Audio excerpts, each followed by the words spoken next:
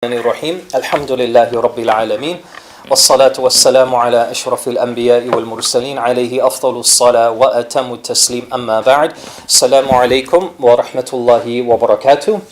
And all of our students joining us online, welcome. So we are just doing a quick recap before we get into today's lesson. Here is one particular way to look at why you and I need dua. Sometimes to understand the need of something, you look at how your life is without it. So when there's no need, when there's no dua, here's what happens. Your heart is affected. We've talked about that. We've talked about even your mindset, your concentration, your focus. All of that is distorted. All of that is lost. Life becomes very confusing, misunderstood. Even the things that you can't explain, you won't know how to put into perspective. And today I'm going to show you some examples of how prophets and messengers did that with dua. How they were able to put the most simplest, routine and trivial moments of their life became literally life-changing. This is one of many verses in Surah At-Taha that Allah tells us one of the consequences of those who turn away from His remembrance. So dua is also a form of remembrance. Remember, every time you and I make dua, it falls into two categories. It's never outside of these two, right? First is a request. You're asking Allah for something. Talab, or as'ila, we say. You're literally asking Allah for anything and everything. And the second category of your dua is going to fall into praise and glory and gratitude to Allah subhanahu wa ta'ala. So those are the du'as, like when you wake up in the morning, what do we say? Alhamdulillah. You're not asking Allah for anything. Alhamdulillah alladhi ahyana ba'da ma amatana wa ilayhi nushur. When you walk into the masjid, what do we say? Allahumma iftahli. You're asking Allah for something now. You're asking Allah, oh Allah, open, iftahli, open for me, abwaba rahmatik, all of the doors to your mercy.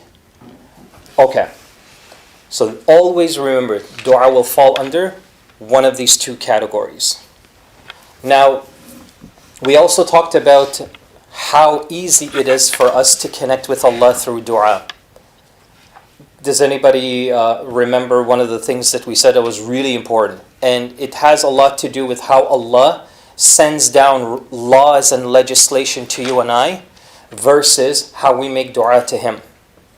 What did we say? How does Allah do that? How does Allah send laws and legislation to us?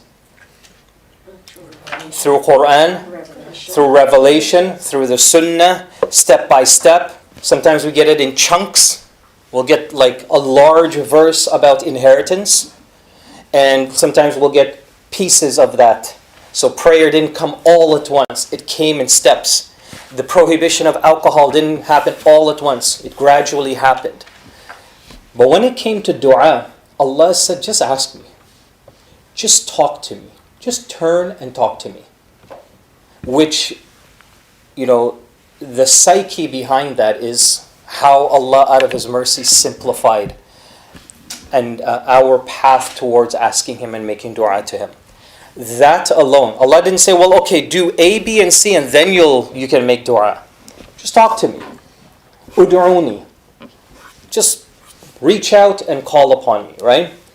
Astajib lakum doesn't mean I'll respond. Astajib, those of you who study Arabic, ijaba and istijaba. Ijaba, I'll respond immediately.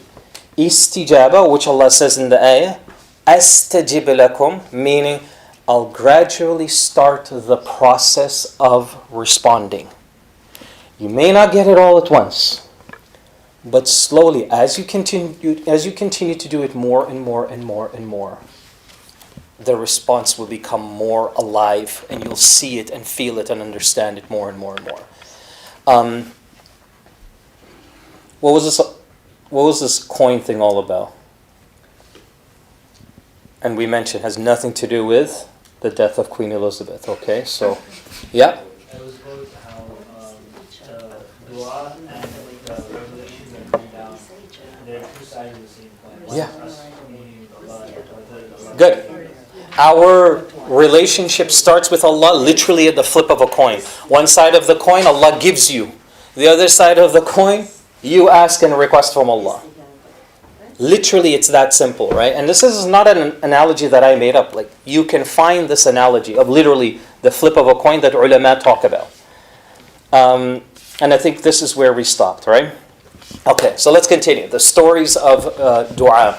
So one of the stories that we paused at is, of course, the baker and Imam Ahmad rahimahullah. And I want to ask you, can somebody share with me one of your dua stories? I'm very interested. Nobody has a dua story. Go ahead. I don't really have, well, it's not an actual story, but when you asked that last week, I guess I was just doing more reflections on how mine have evolved. So from when I was younger Yes. to now in terms of what I was asking for, and I guess I'm younger, you're asking, like, you do well on an exam, or you get into a program, or, just sort of really concrete, immediate things. And now it's a little bit more like abstract and peace and just sort of, sukoon and maybe, overall guidance or something a little bit more less tangible. But So how did we go from being very specific about the things you wanted from Allah to, as you said, things that are more broad and more meaningful in many ways, but the broader scope of your life now is captured in guidance when you ask Allah for guidance now? Like, how did that transition happen? How did you go from asking Allah exactly what you wanted to Allah, mercy, guidance, good health, strength, patience, all of those things? I guess just a change of my thinking, priorities, what is really, really important to me at the time. I guess passing that exam was very, very important to me. So, can I add something to that? Can we say also knowledge and experience? You understand the value of guidance now. yes. You understand the value of patience now. So when an adult who is engaged with their deen, or at least makes an effort to understand their deen, as opposed to a student who just needs something resolved, these two students of Allah are very different when they're asking for the exact same thing. That's what all of the prophets and messengers did. When they started making dua, you'll notice a very interesting pattern, but it's very clear that the first types of du'as that start off, let's say for example with the story of Yusuf alayhi salam. He's thrown into this well. What's one of the first du'as he starts making to Allah is all about patience. The ulama say that when he was in that state, that Allah blessed him and honored him to be patient and to continue praising Allah in a manner that was befitting to him. We don't have the details of this, but it's unanimous that there's no way that Yusuf alayhi salam sat in that well, crying, wondering, fighting off whatever, bugs and none of that stuff. Maybe that was, part of the experience. But his connection to Allah subhanahu wa ta'ala never stopped. The Prophet Yunus alayhi salam, all the ulama say, and you'll see it in a moment, that before he was swallowed or engulfed by the whale, he was a man of tasbih and dhikr. He was from amongst the musabbihin. He was constantly made dhikr. This is why that when he was swallowed by the whale, and then the ayah says, فِي ظُلُمَاتِ الْبَحْرِ, then he went right down to the depth of the ocean. Just recently, explorers went to the deepest bottom of the ocean ever in history. And again, started discovering things they've never known existed. So I started with, the moment I saw that, I thought to myself, my God, imagine they're at somewhere within the vicinity of where this whole incident happened. Pitch dark, sunlight has never touched that part of the ocean, ever, that depth of the ocean. But the point is that when Yunus alayhi salam is there, and he started to make, does anybody know what's the phrase he said? Inni kuntu min al-zalimin. The angels heard his words, but had to confirm who it was coming from. Now, why is that important? The angels were familiar with this person who is in constant dhikr of Allah. So that familiarity was already built over months or perhaps years prior to that incident. So they understood and knew and protected whoever it was. And Allah subhanahu wa ta'ala confirmed that that is Yunus alayhi salam. And that's how the ease began. My point here is this. Dua stories are not just things that you sit back and be like, oh my God, I can't believe that happened, right? Allah and then you pop up on TikTok or something and the tears are flowing. Guys, you don't know what just happened, right? That's not what it's for. I get why some people do that. I get it. But the essence of dua, the sweetness of dua, the clarity in the response of dua is normally found when you're secluded alone with Allah. That's when you start to see it.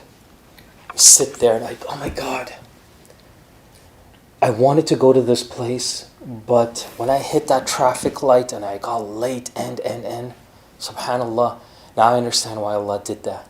Because had I gotten where I was going, I would have missed this call that informed me that my son got into an accident here. That you start doing that. You start connecting dots you couldn't have seen when other voices are popping in front of you and telling you, oh my God, you're so blessed. Oh my God, you're this or that. This is why Imam Ahmad, rahimahullah, just before he died, he spent about 11 years isolated and secluded from everyone. Stopped all of his classes, all of his teachings, and spent time alone. It's the sunnah among scholars that you have alone time. It's a sunnah that I argue, for the most part, is lost in this day and age. Somebody who can say, well, we're so busy, life, kids, school. I'm sorry, man, but with that many hours in a day, if you can't find even like 20 minutes for yourself, even while you're just driving, if that can't be your alone time with Allah, what's left? Allah gave you only 24 because that's all you need. So if you're saying that's not enough, what are you saying to Allah? You don't really understand my day, Allah. You kind of cut me short. You don't want to do that. So when you think about your dua story, I want you to think about not just how Allah responded, but what your reaction to that moment was. How you internalized the moment and how it encouraged you. It brought you closer to dua. I've got so many stories of this. I don't even know where to begin. But as we continue, I'll share. So, who are you? I'm just looking. Come on. Okay, let's continue. How dua honors us. The Prophet ﷺ said, there is nothing more honoring than dua. Here's my question to you, right here. How does dua do this? How are you and I honored through dua? Does anybody have any thoughts on this? How are we honored through dua? The only surprise for me is, and it should be for you, is that you know this answer, but it's tricky, for whatever reason, for most Muslims to put their thumb on it and be like, oh, yes, that is right. There's only one answer to this, by the way. Yep. No, that's more of a consequence or blessing that you enjoy with your dua. How are you honored? What is it that's uplifting that takes you from one place to a higher place through dua? Go ahead. I'm not sure, but like when someone says they'll make dua for you. No, but good thought process. Go ahead. You have the opportunity to communicate with Allah subhanahu wa ta'ala. That in itself is an honor. Good. You don't need more than that. Everybody got it? The fact that you rely upon Allah subhanahu wa ta'ala alone and Him alone is the greatest honor of your entire life. Pause and think about that for a moment. Everything you do, every decision you make, you do it through some kind of dua. So if you're about to embark on a project or anything, oh Allah, I ask you for strength. Oh Allah, make this easy for me. Or you have a routine. Before or after salah, it's always dua, dua, dua. Or you have a routine in the mornings or sometime during your day. The point is you have this steady connection to Allah. Now when you need help from people and people let you down, doesn't matter. You can still walk with this sense of strength, empowerment. You emotionally and spiritually can handle it all. Just yesterday I got some news of a brother whose father passed away, and he's a good friend of mine. And when he got me on the phone, I said, "I'm so sorry to hear about that. May Allah subhanahu wa ta'ala dot dot dot dot dot dot dot." And he became very emotional, and he said, "I appreciate that, and I'm so grateful to Allah. I'm so grateful that I had my father for 40 plus years. That Allah gave him to me for that amount." And when you hear those things, that people are grateful for the time, they're grateful for those moments, that's not something you just develop when tragedy strikes. It happened because you were honored through all those moments at times of ease that Allah subhanahu wa ta'ala kept you connected with Him. So when the moment became the moment and you needed Him the most, Allah just gave you the right things to say and gave you the strength to say it. And when Abu Bakr radiallahu anhu, the news came to him that the Prophet ﷺ had died, you know what everybody did in front of him? "Oh my God, how could he die? What are we going to do?" He stood up and he said, "Man kana ya'budu Muhammad," whoever used to worship Muhammad, فَإِنَّ مُحَمَّدًا قَدْ مَاتَ, then realize and understand that the Prophet or Muhammad sallallahu alaihi wasallam is dead. وَمَنْ كَانَ يَعْبُدُ اللَّهِ, but whoever worshipped Allah, فَإِنَّ اللَّهَ حَيٌّ لَا يَمُوتُ, then Allah is all ever living and He never dies. Now you tell me, Abu Bakr is who to the Prophet sallallahu alaihi wasallam? His best friend. He's the only companion that walked with the Prophet ﷺ like this, holding hands. Imagine doing that today. This is the only companion. And even the Prophet ﷺ would look at Abu Bakr radiallahu anhuma at times and say, "Ya Abu Bakr, I love you. Just, I love you." Some of the companions used to say about Abu Bakr radiallahu anhuma, they used to say that we would lose sleep every night. We'd toss and turn, toss and turn. And when people would inquire, "Why? Bad dreams? What's going on?" He said, "No, just can't wait to see Abu Bakr the next day. It's just, I love the guy. I want to see him." How did Abu Bakr radiallahu anhuma have the strength to stand up in front of everybody and say, "Look, he's dead. Okay? He's gone." How did he get that? It's because Abu Bakr radiallahu anhuma, think about how his story began. When everybody denied the Prophet ﷺ, Abu Bakr stood beside him. Says, "Is that what he says that he does? I believe him because he never lies." The first person to give sadaqah in any gathering was Abu Bakr radiallahu anhuma. The first, there's a story of Abu Bakr radiallahu anhuma that after Fajr every day, he'd walk out into the distance, just within the desert, until he disappeared. Every single day during his Khalifa. So Umar radiallahu anh sees that. And he gets curious, as I think any one of us would, right? Like, where's he going every day? So one day Umar followed him. And kind of like did it in a, hide behind a rock. Okay, I see him. I still have my eyes, get a little closer. Till he saw Abu Bakr walk into a home of an elderly woman. And he went inside. He spent a few hours, not minutes, hours. Imagine, this is the Khalifa. This is the leader of the whole Ummah. And then he comes back out, and then he comes back in to the marketplace and takes care of the rest of the companions. So Umar radiallahu anhu walked into the same house afterwards and knocked the door. And when the elderly woman came, she was blind. So he asked her, "Who is this person that comes to you?" She says, "I don't know, but I heard that he is a gentle soul, a generous soul." So Umar radiallahu anh asks her, "What does he come here and and do every single day. He said he comes here, he tidies up the house, he takes care of the animals, he milks them, he prepares food for me, and he puts it to the side, and he makes sure that I have everything I need, and then he leaves. And Umar asks the elderly woman, you don't know who this person is? He says, no. He has chosen not to expose his name or his identity. And that's when Umar started to cry, because he said, it's a secret deed that Abu Bakr is doing for Allah by taking care of and providing for someone, with not a single companion having a clue what he was doing.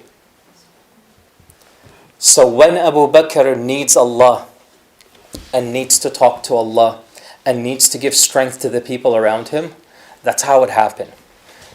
So to summarize this point, if you want dua to work, then the first step is to develop a consistency with dua. Dua is not a pill or like Advil or Tylenol that you just go to when you have some struggle and that's it, and it just turns on a light bulb. It's not the way dua works.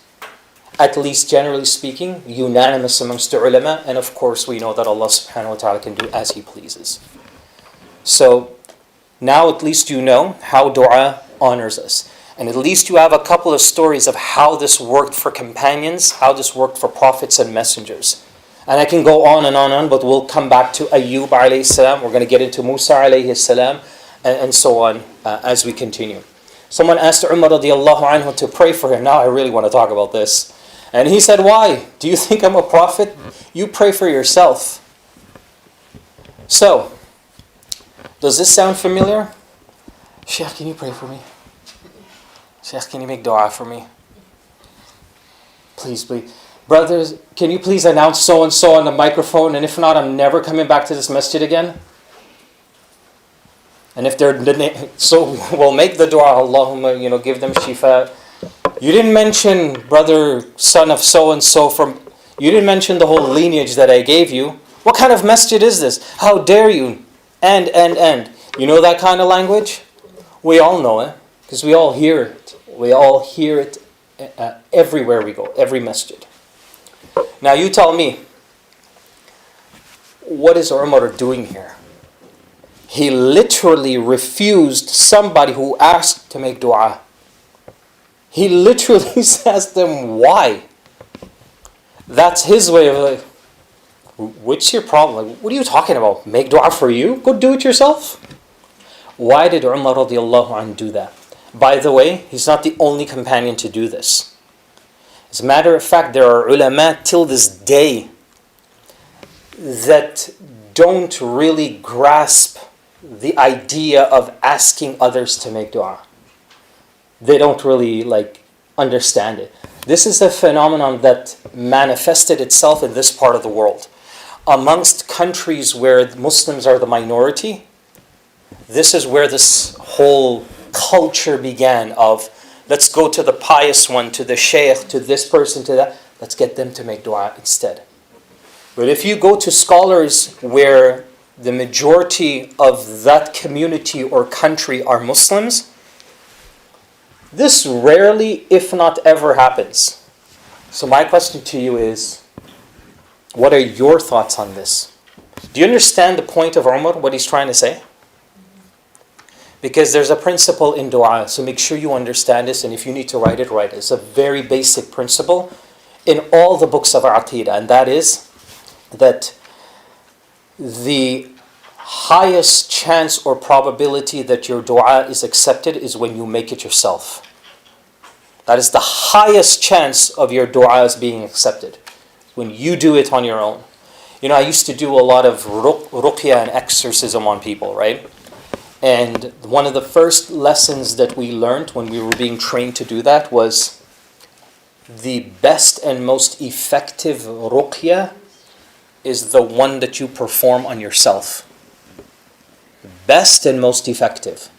Meaning if you play some Quran, or you start reciting, or you make the dua to fight off whatever it is you're struggling with, is more effective than any alim or sheikh.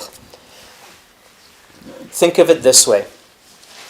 When you're battling shaitan, if you ask somebody to do it on your behalf, it's like taking a grenade and throwing it at shaitan.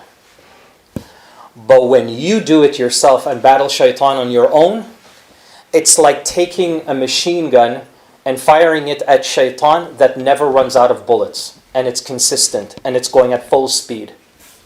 You see the difference? So let's go back and understand. So what do? Is it wise to ask others to make dua for you?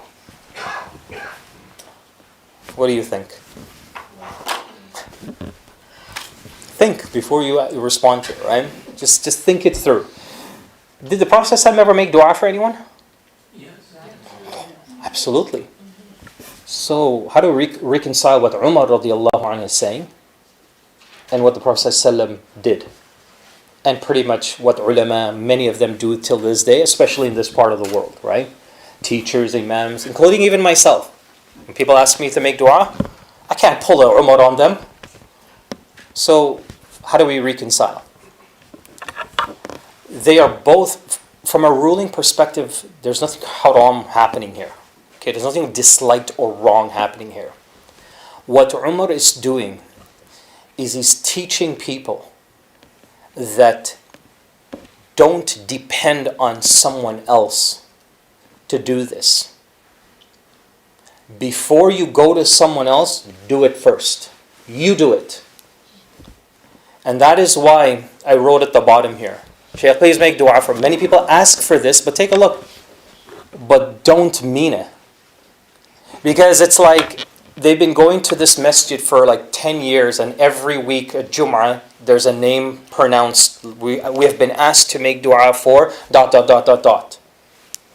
So now when they're in the same situation, I can just go to the masjid and ask them to make dua. See, that kind of thing where it's become sort of like a routine. I need to hear his or her name being mentioned. Okay, that's great.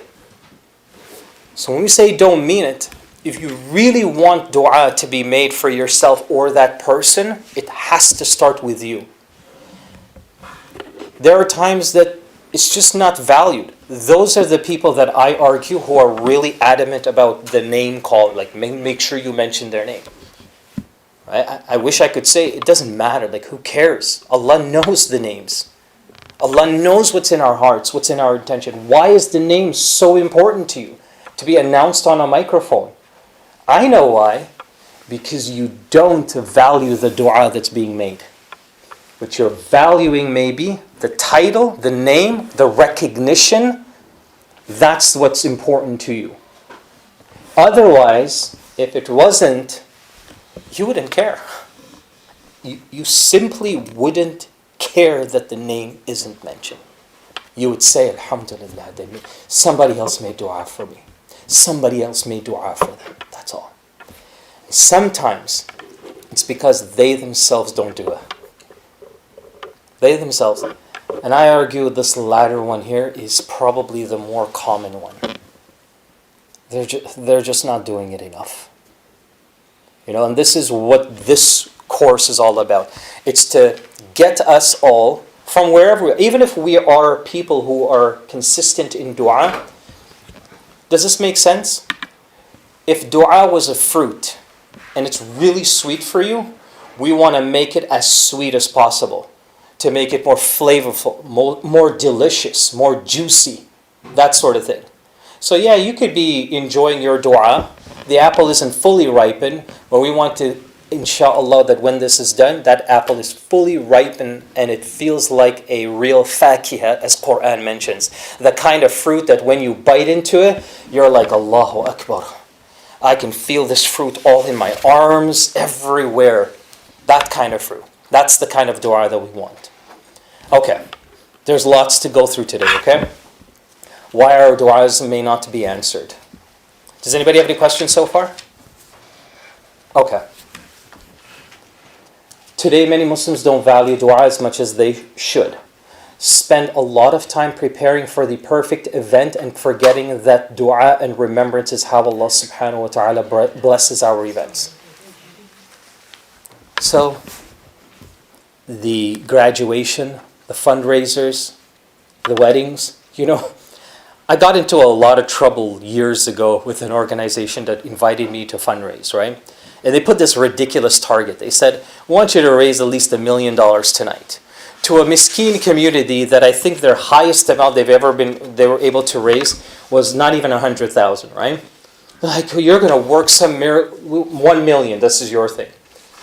So I said, look, I don't know what Allah has in store, but if you want me to do this, here's how I'm going to do it. Take the mic, I look at the audience, and I say to them, my brothers and sisters, tonight, insha'Allah ta'ala, if we want this to be a fruitful night, let's all purify and renew our intention and bring out the sincerity to do the right thing for Allah subhanahu wa ta'ala. So donate what you can. May Allah reward you. فَجَزَاكُمُ اللَّهُ خَيْرًا وَآخِرُ دَعْوَانَا الْحَمْدُ لِلَّهِ. That was the end of the speech. And yeah, they never invited me again. But how much did they raise? That's an important question. very close to the amount, to the target. 2 million? Very close to it. I don't want to say the amount. I don't want to. But it was close to it. But they didn't invite you again. But they didn't invite me again. After all that. Yeah. But you see, the problem was the risk I took. It could have made and break their whole, well, this according to them. But, like, subhanAllah, guys, like, how many more days, months, or years of our lives will it take for us to really comprehend and internalize that money and wealth doesn't belong to us? We don't get paid because we worked for it. Right? We got paid because that's Allah's rizq He wrote for you that day. Allah wants you to work, but the equal sign, what comes after that, that's not your boss or your president or anybody else. I have, because da'wah is my job, like it's part of my daily earnings, right? It's how I maintain my life and my family. I have endless stories of my lowest moments of my life where, wallahi, I thought I will not make it to the grocery store this month. Right? I was like, I gotta go and disguise myself and get to one of those charity places and apply for those free, food packages they give. And I would have to stop and remind myself, no, this stuff comes from Allah. I'm going to keep working. Go back, do the talk, go travel, go do that. Just do what I have to do, and hopefully it'll work its way out. And let's just say that Allah never disappoints me. So here's another principle our ulama teach us to help our du'as work. You have to and must have complete trust with Allah. You've got to trust Him that He knows what He's doing, that you're not left abandoned. You know what's happening in Florida right now with the floods and things like that, right? Does anybody have family in Florida? I'm sure some of you have family there, right? So do I. And the questions already started coming. Why is Allah doing this? I worked 20 years for this property. Everything's lost. Everything's gone. Flood came, destroyed it all. I don't have all the answers, but I do know that the moments where I completely just left my trust with Allah were the moments that helped me to understand why this happens, even if I can't see it now. Later on, when the storm comes, that Allah subhanahu wa ta'ala will give me some clarity of why whatever happened. And that's all I could say. If you can't get that, there's nothing else that anyone can offer you. You've got to trust Allah. You've got to trust Him. He's your creator, He's my creator. We say that all the time, right? Ya ayyuhan nas antumul fuqara'u ila Allah. O mankind, you are all the ones in need of Allah. Wallahu huwal ghaniyul hamid. Allah is self-sustaining, filled with praise. In other words, don't think that Allah needs you to do this. You need it. Right? So that's the reminder here. So before you spend time putting all the things, connecting all of the dots, crossing all the T's, The most important preparation was your intention. If you got that intact, didn't matter. Here's another fundraising story. This was in Fort Mac.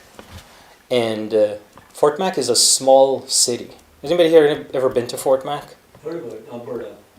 Yeah, just don't go there. Okay, sorry for the Fort Mac guys, but I mean, when I say don't go, it's really small. Like they have one highway that circles the entire city. I was there for one day, less than 24 hours, and even that was driving me nuts, right? And the coldness is a totally different world, right? Anyhow, did a fundraiser. Go to the masjid, really small. I think the entire masjid was the size of this library. And the same thing, an out-of-this-world target. They surpassed it. They surpassed it. Because I stand up there and I start doing my thing, and this person raises six figures, and I'm like, do I need to move up here and get a job at one of those oil plants or fields? Like, what is going on here? And later on, I asked, some of the organizers, like, how do you guys, like, how does that happen? Like, is jobs good here? Do people just have good income? Like, what is it? Are people extra generous? He says, no, we have an imam that specializes in just sincerity and intention. And everything that he ever tells us and reminds us is all just connected to intention. So much so that even some of the congregants got annoyed, went somewhere else, but many of them stayed. So because of that, people just started trusting to doing the right thing. Okay, I have the money, trusting Allah, I'm going to do this for Allah. And they just kept giving. That small complex now is shut down because they bought this 60 million piece of land and building this massive, it will probably be the biggest masjid in Canada when it's done. How did all of that start? In a room, in a masjid as small as this. Sheikh Uthaymeen, have you heard of this name? Sheikh Uthaymeen, rahimahullah, he's a contemporary scholar. He has books that, mashallah, could fill this entire library. He died in the late 90s in Mecca. His first teacher was his grandma. And after when she passed, he started teaching. His first class was about 3 students. By the time he died, the haram in Mecca, the entire haram was filled with just his students. And he taught them while he was doing a blood transfusion. They connected a mic on his hospital bed, and he kept teaching his class. How do you reach that level? Because his whole life was filled with dua. He just kept. So another principle. When you live a life of dua, Allah honors you at the time of death. Allah honors you. Your greatest honor will come at that moment. Allah will elevate you. Allah will give you the husnul khatam, husnul khawatim. So the great blessed ending. And may Allah bless all of us with that. Allahumma ameen. Yeah, go ahead. Sheikh just died in Turkey a little while ago. Yes. So There's quite a few. Yeah. The most recent is, of Whole course. streets were filled for his janazah. Yeah. It was like incredible. That's the ulama. Yeah. That's how scholars are. That's how scholars are. وَيَدْعُ الْإِنسَانُ. Here's another reason why du'as may not be answered. Take a look at this ayah in Surah Al-Isra. And I believe it's verse number 11. وَيَدْعُ الْإِنسَانُ بِالشَّرِّ دُعَاءَهُ بِالْخَيْرِ وَكَانَ الْإِنسَانُ عَجُولًا. When a man supplicates for evil and he supplicates for good. People ask for bad things, right? Oh, I hate them. May Allah curse them. That thing. Yeah. Allah captures it in the Quran. Because you know why? Even our Prophet ﷺ told us that even when people jokingly do that, Allah's listening. You're walking, oh my God, Allah curse these people for what they've done. Watch out. And then there are specific ahadith. Our Prophet ﷺ told us about specific individuals that jokingly or in state of anger, all your du'as are still accepted. One of those categories are parents. When parents make du'a, good or bad, especially for their children. May Allah guide this shaitan in my house, this, all that stuff. And if their children become unbearable, I can never forgive you. Allah never forgive you. Oh man, all of that is accepted by Allah. There's a story, a very famous story in Sahih Muslim, that a mother will come on the Day of Judgment, and she would have had a son that was pious, and he made sujood so often in his lifetime in tahajjud that he indented a spot of sajda on the floor, in the ground. That's how much he prayed to Allah. And the doors of Jahannam were wide open, and the doors of Jannah are slammed shut in front of him. And he'll come on the Day of Judgment, Ya Rabbi, I've worshipped you, I did this. Why am I not allowed? Because your mother still has a grudge against you. She held something against you for some time. Because there was a story of that he upset her very much, to the point that she made a promise that, Wallahi, I'll never forgive you. And that held. So Allah will ask the mother that the only way your child will move forward into Jannah is if you forgive him. It's serious. When you're a parent, this is one of the tafsir of when Allah describes that your children are fitna. It doesn't mean that they're difficult to raise, but they're also a challenge for you to keep yourself together, that you don't lose your mind and you say the wrong things or you do the wrong things and you lose control. So the fitna is not necessarily the children. But when you have children, you're the fitna for them. That's one interpretation as well. So that's the first part when it comes to making dua for evil. And of course, supplicate good. And man is very hasty. So what's the lesson? What's the barrier that prevents us from having our dua accepted according to this ayah? What's the barrier? Right here. It's a tough one. That feeling anxious when I've been making dua all for the last 10 years just for this cancer to go away, and it's not going away. I've been making dua for the last 20 years for my child to get their act together. It's not happening. What's your advice to people like that? Who are come on, I need a lot of acceptance. I want him to just respond. Why? What's your response to that person? What would you say to them? How do you know that's good for you? How do you know that would be a good thing for you? Okay. Yeah, because Allah is all wise. He does. Okay, good. That for a reason. Okay. What else would you say to them? Allah is already at that dua for you by preventing some evil from happening to you. He may be saving that for you for the hereafter. Good. As well. So your answer may come later. Yeah. Okay. Allah is strengthening you by giving you sabr. He's strengthening you by making So you. maybe it's not about answering. It's your test. It's Yeah. your test, so it's your test. So this is more of a lesson then. You're being taught something. Keep making duas. Maybe Allah wants to test and say, okay, test to see, let's see how long you hold on to me. Have you heard the expression that some of the pious men and women, even till this day, say that their the happiest moments of their lives were when they were sitting on the hospital bed, when they were extremely, extremely sick and ill, immobile, couldn't do anything. Those were the most blessed moments of their life.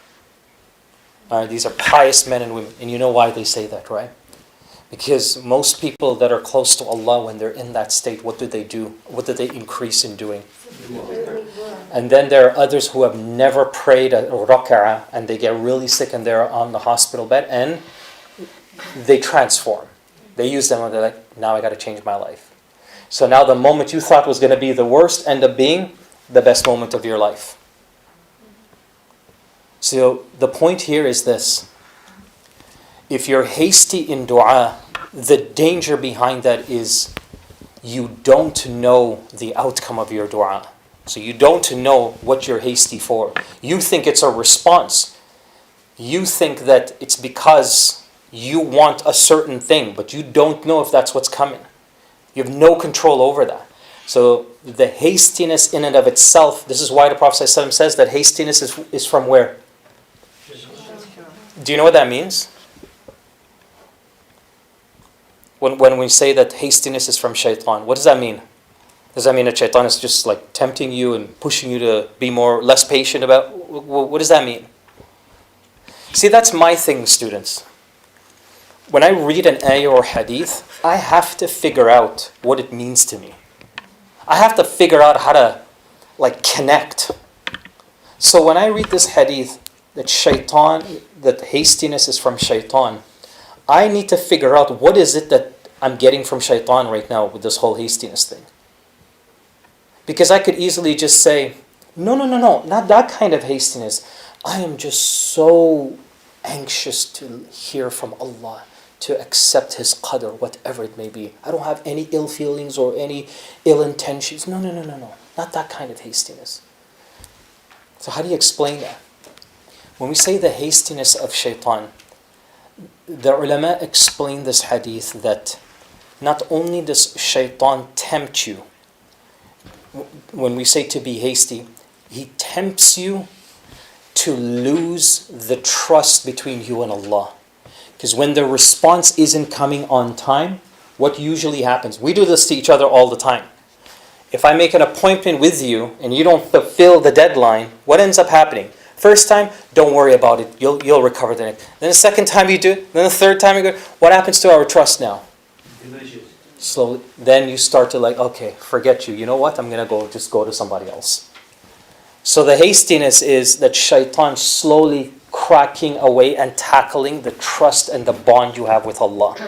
It's not necessarily that you just are so, you're impatient. You can't just chill. It's not just that alone. It's something far deeper than that. And you all know that when somebody is hasty and does things, without thinking it through, what's the consequence of that? You become irrational, you make a lot of mistakes, it ends up with regret. So that's another consequence when the Prophet ﷺ is telling us that it's from shaitan, meaning this is what shaitan does. And this is the consequence you're going to get, you're going to experience. So control. The ayat, the hadith doesn't say don't be hasty. It's just saying that hastiness is from shaitan. It's not saying don't be hasty. You can be hasty in a certain way where you want to just experience and accept Allah subhanahu wa ta'ala's qadr, whatever it is. You want closure. But if you think it that way, then that's okay. But if you think it in another way, then that's where the problem is. We're coming back to this again. So point is, the next barrier, if you'd call, is just hastiness. You've got to hang in there. Allah knows when is the right time. The Prophet ﷺ tells us, مَا عَلَى الْأَرْضِ مُسْلِمٍ يَدْعُ اللَّهَ تَعَالَى بِدَعْوَةٍ إِلَّا أَتَاءَ اللَّهُ إِيَّاهَا. Prophet ﷺ says, whenever a Muslim supplicates to Allah, he accepts his supplication or averts any similar kind of trouble from him until he prays for something sinful or for something that may break ties of kinship. This is an interesting hadith. So the first part, it starts off, whenever a Muslim makes dua, his dua is accepted. He accepts his supplication. So here's the first reassurance. And this is where you might have heard that all du'as are accepted. It comes from this hadith. And there's a few others as well, but this one here. So we know that no dua goes unanswered. And this dua here, when we say no dua goes unanswered, it's specifically for whom? Muslims. Why? Because the hadith says this.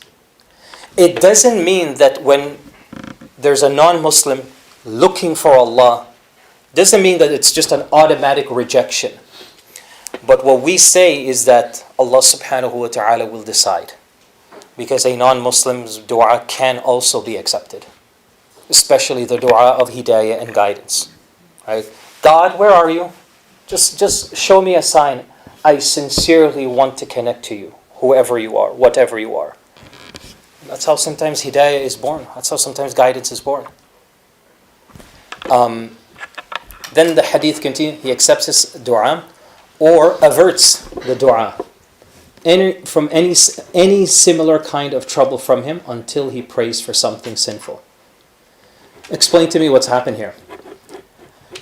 أو صرف عنه من سوء مثلها. So if Allah doesn't accept the dua, then what is the next step that Allah will give you or do for you? Avert a disaster. Something could have happened. Something could have happened. You have no idea where or how.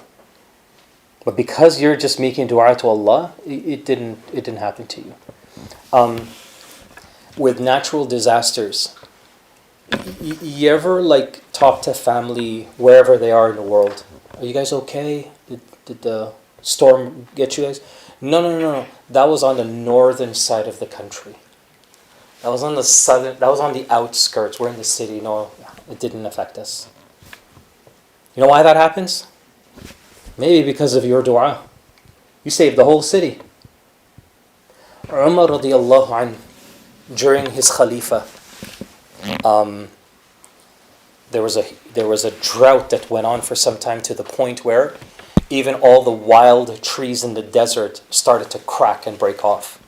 Like trees that were of no help or benefit to anyone. You couldn't plant or reap any of its fruits. So Umar was walking on the outskirts of Medina, thinking and reflecting on how he could help his people. Because money and all of the resources, the reserve that they had saved was running out. So he came up to a small city, a small community right on the outskirts of Medina. You know, if you came to Umar with me, I'd show you where it is, because the community is still there. And anyhow, somebody stopped him and said, "Ya Umar, why don't you just make dua that Allah save us from this drought, bring rain?" So Umar radiallahu anhu, he says, "Okay."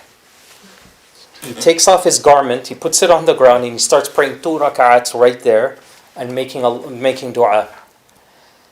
By the time he said Salamu alaikum wa rahmatullah, and he was going to pick up his garment, there were raindrops on it. Then he put the garment on and he walked back and the rain fell. So, my point is that although you had what seemed to be a struggle, it looked terrible, the people were suffering, and.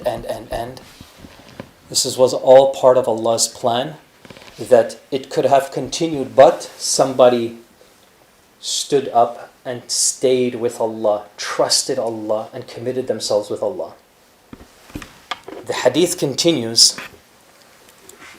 and can I say, praise, until something simple or something that may break the ties of kinship. أو قطيعة rahim. So the first thing is Allah may avert some kind of evil to come to that person. مَنْ لَمْ يَدْعَ بِإِثْمٍ. Here's the condition, that they don't follow after making dua with some kind of sin or mistake. So some people will make dua, and because they get anxious and they lose that trust, they start doing awful things. So that's one consequence then that will break the possibility of your dua accepted, which is obvious. I didn't list it here, but sins, of course, is definitely a barrier. Here's an interesting one. أَوْ قَطِيعَةُ الرَّحِمِ. Or they break the ties of kinship, is a huge barrier of having your du'as accepted when you break ties with family. Quick question. I gave a few talks about this in the past, and the saddest reality that after those talks, it's mind-boggling to me how many people have that issue. You know, my brother I haven't spoken to in 20 years. My sister is here, I don't even know where she is. My niece this, or this person, my cousin, my aunt, and hasn't talked to me. It's almost a safe assumption to assume that pretty much every single family out there has something like that in the family, where there's a family tie that's cut. Now, what you can't control is not your fault. But if pride, arrogance, well, I don't want to talk to them because they embarrassed me 37 years ago in front of those 2 people at the store in the other country we were living in. So I'm not talking to them anymore. If it's like that, oh, they owed me money and they paid me back late, so I just stopped talking to them. If it's stuff like that, that's a whole different ballgame. Because there's more than one hadith of our Prophet ﷺ telling us that there's no acceptance of any ibadat, no sadaqah, no du'as, all your salah, your hajj, everything is subject. Now everything is just going to sit there, subject to being accepted by Allah because of this one thing, qati'atul rahim. Students, why is Allah so strict about people who sever ties with family? Why? I think it's because ties of kinship really test your intentions with people. Like it's, of course, like it would be so easy to be kind and have a relationship with anybody who's being nice to you, but if there's obviously trouble, then you have to put your ego aside, and then Okay. it becomes about addiction. Okay. So I'm going to add something to that. And this is the gist of the response to it. Why is Allah so strict? Because our Prophet ﷺ told us the best of you are the best to whom? Lots of Muslims are the worst to their families. So because of that hadith, that's what changed everything. Because that's Allah's way of saying, if you want to have any chance of me giving you what you want, then you have got to start with the most important things, and the top of that list is this. You have got to take care of, and you've got to be the most patient, the most kind, the most tolerant, the most acceptable, the most generous, the most helpful, the most of every good quality that you possess as a human being has to start off with your family. If you can't do that, and here's the idea, if you can't do that with the people whom you understand and know more than any other human being, your family, right? You know how we say to each other, oh, you're my brother, I know everything about you.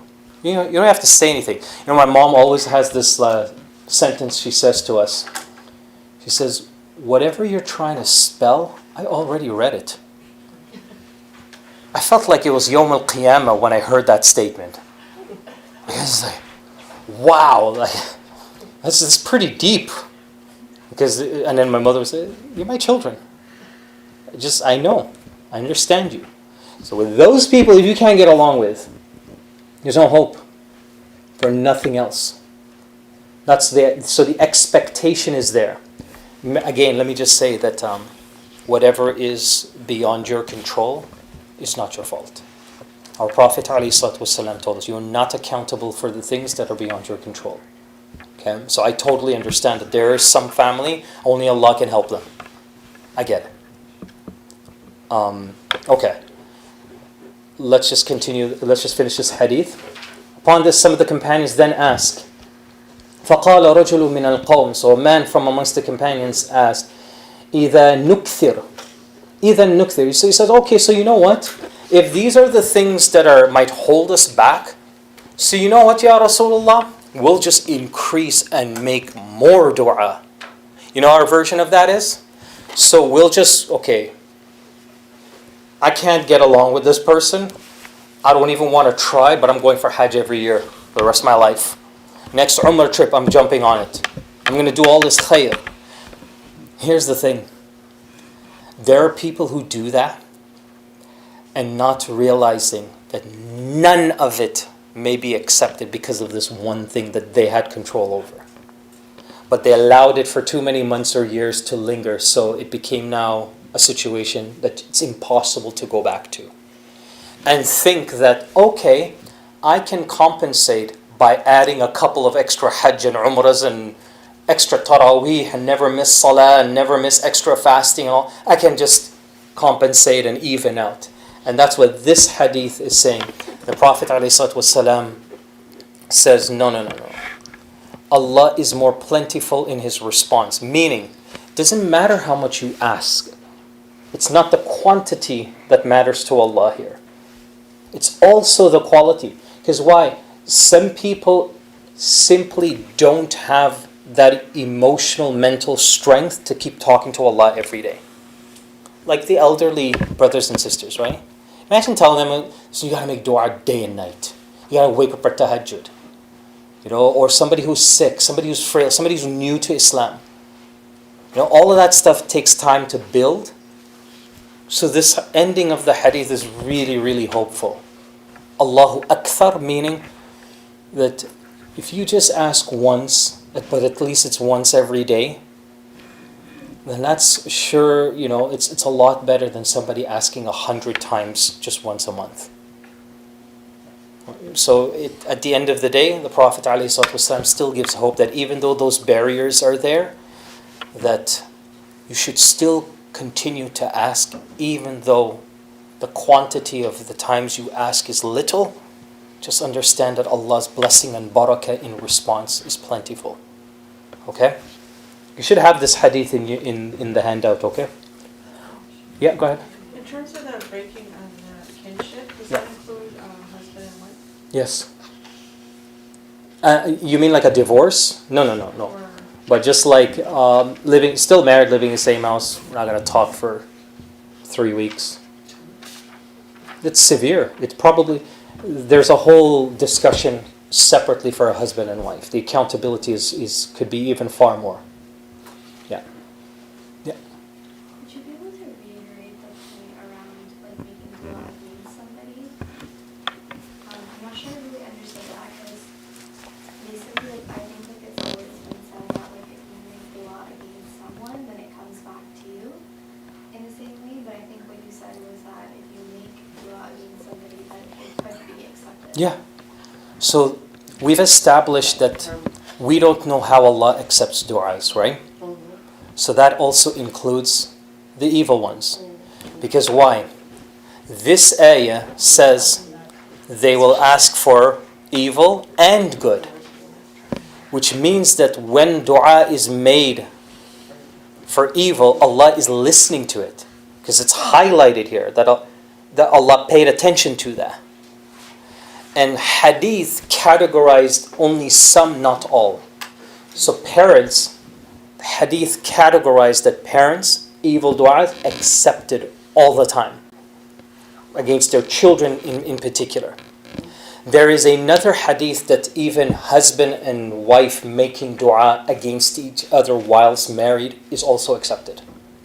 That is why even when a husband gives a divorce to his wife out of anger, it still counts, according to the majority. But don't take that as a fatwa.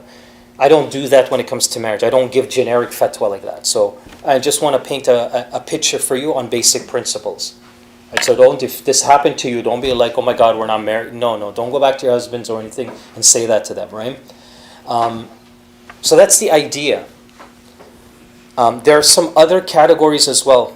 Prophet ﷺ also told us that when children make dua against their parents as well, even against their parents, I hate them, I wish this could, oh Allah, just make this happen to them, that Allah could potentially accept that. يَدْعُ الْإِنسَانُ بِالشَّرِّ, Allah is at least bare minimum, He listened to that dua.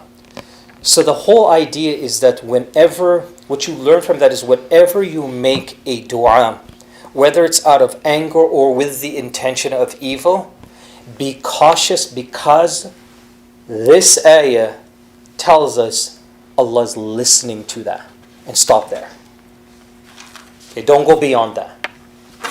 Because we don't know. Does that make sense? So, you can ask a follow-up. Yeah, I just think that a lot of people come from situations like circumstances where they're in abusive households and stuff and things get said. So what happens in those circumstances? Good question, right? So what happens if you just unintentionally just utter something? There's a fight happening in the house, abusive situations as you mentioned. Look, the scholars have differed on that. They use the principle of actions are judged by their intentions. So normally in the state of anger or rage or what have you, people have a tendency to say a lot that they don't mean. And once the temperaments calm down, then they're just like, oh my God, what have I done? There are specific hadith for certain scenarios where it still counts.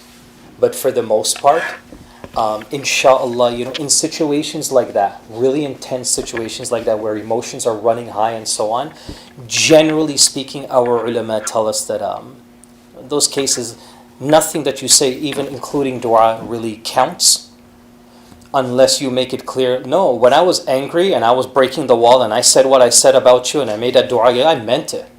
That's a whole different story. Now you're verbalizing and affirming your intention of what you said. That's a whole different scenario. So it's kind of studied like a case by case in that sense. Okay? Anything else? Good question. Anything else? Okay, let's take one more. It is now 2 p.m. Why is my watch at 2 p.m.? Oh, it died. Well, it's for the looks, right? It doesn't matter if it doesn't work. Yeah, it's 2 p.m. somewhere, I'm sure, right? Let's take one more point, and we're done. وَإِذَا أَنْعَمْنَا عَلَى الْإِنسَانِ أَعْرَضَ وَنَأَى بِجَانِبِهِ وَإِذَا مَسَّهُ الشَّرُّ كَانَ يَئُوسًا. Here's another reason why du'as may not be answered. And when we bestow favor upon man, he turns away. Meaning, when Allah does answer or does give you some relief, then they're just like, okay, I want you to just think about lockdown and post-COVID life, okay? I want you to think about that with this ayah. So when we were on lockdown, there was probably a lot of tahajjud happening around the world, right? A lot of extra salawat, a lot of sincerity, all of that good stuff. People were, for the most part, well-behaved. Clubs are closed, the bars are closed, and right? So Allah then says, imagine all of this, subhanAllah, is captured in Quran, right? That when Allah gives them then that freedom, a favor, a blessing, an'am, ni'mah, a noble favor. So when Allah took away lockdown and slowly the barrier started to open, what did people go back to? That's the thing. So they went back to their old ways. So that's what Allah said. He turns away and distances himself. Meaning they went back to their old ways, so they went back to square one. They didn't learn. But when evil touches him, but when that lockdown came back again, or it happened, then he's full of extensive dua. فَذُو دُعَاءٍ عَرِيضٍ. Dua in arid. Arid is like, when you go grocery shopping and you put like items in the cart, and when sometimes you go to the grocery store and all the items in the cart build like a mini Mount Everest, and you have stuff stuck under the cart as well, and then kids are holding stuff, and you're like, it's a big grocery day today, right? And it's like a lot. You're stuffing in as many items as you could. That's called arid. When you stuff above and beyond capacity. So in other words, they started making dua till like everything was just dua. They were cautious of every tap they made on their phone. No, I can't do that, Allah's not going to take us out of the shackles of lockdown, so we can't do that. They were cautious of everything. That's what dua in arid was. So something to reflect on, okay? And that's where we're going to pause here. Where the next section is we're going to look at Sahabas. I had wanted to get to here. But nevertheless, inshallah, we'll get there, bi'idhnillah. So, and this is where we get into some other good stuff. But anyhow, does anybody have any questions? We have about 4 or 5 minutes left. So we'll pause here at least for the recording, and inshallah ta'ala I'll hang out for another 5 minutes or so if you have any questions. So I pray that Allah subhanahu wa ta'ala accept from us our du'as. May Allah always make us a people of du'a. And may Allah subhanahu wa ta'ala continue to increase us as people of du'a. Allahumma ameen. سبحانك اللهم وبحمدك أشهد أن لا إله إلا أنت أستغفرك وأتوب إليك وآخر دعوانا الحمد لله رب العالمين.